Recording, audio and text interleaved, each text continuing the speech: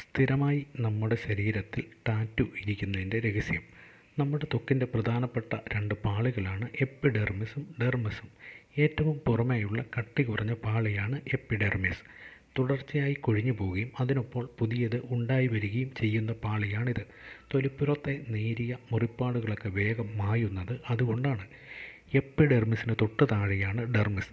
Tattoo മെഷീനിലെ ചെറിയ സൂചികൾ ഉപയോഗിച്ച് കുഞ്ഞു മുറിവുകളുണ്ടാക്കി ഈ പാളിയിലേക്ക് മഷി കടത്തിവിട്ടാണ് പെർമനൻ്റ് ടാറ്റു സൃഷ്ടിക്കുന്നത്. പുറത്തുനിന്ന് എന്തെങ്കിലും വസ്തു ശരീരത്തിൽ കടന്നു കയറുന്നത് നമ്മുടെ ശരീരത്തിൻ്റെ പ്രതിരോധ സംവിധാനത്തിന് ഇഷ്ടമല്ല. അതുകൊണ്ട് ത്വക്കിൽ കയറിയ മഷിയെ ഒഴിവാക്കാൻ അത് ശ്രമം തുടങ്ങും. ഇതിൻ്റെ ഭാഗമായി ടാറ്റു ചെയ്ത ഭാഗത്തെ എപ്പിഡെർമിസ് ഇളകിപ്പോകും. കൂടെ അതിൽ പറ്റിയ മഷിയും. ബാക്കി വരുന്ന മുഴുവൻ മഷിയും ഡെർമസിൻ്റെ മുകളിലെ പാളികളിലായിരിക്കും ഉണ്ടാവുക. മുറിവുകളിൽ ഹീലിംഗ് സമയത്ത് സംഭവിക്കുന്ന പോലെ ടാറ്റു ചെയ്തപ്പോൾ ഉണ്ടായ ചെറിയ മുറിവുകൾ കണക്റ്റീവ് ടിഷ്യൂക്കൾ ഉണ്ടായി വരും. അങ്ങനെ ഡെർമിസിലെ മുറിവുകൾ ഭേദമാകും. അതോടെ മഷി എപ്പിഡെർമിസിൻ്റെയും ഡെർമസിൻ്റെയും അതിർത്തിക്ക് തൊട്ടു താഴെയുള്ള ഒരു പാളിയിൽ എന്നേക്കുമായി കുടുങ്ങും.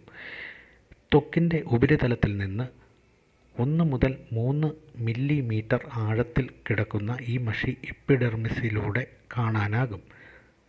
പക്ഷേ ഏത് സോപ്പ് തേച്ച് കുളിച്ചാലും ഇത് മായില്ല.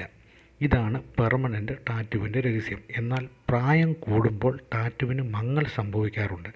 കാലക്രമേണ മഷി ഡെർമസിൻ്റെ താഴത്തെ പാളികളിലേക്ക് ഇറങ്ങുന്നതാണ് ഇതിൻ്റെ കാരണം.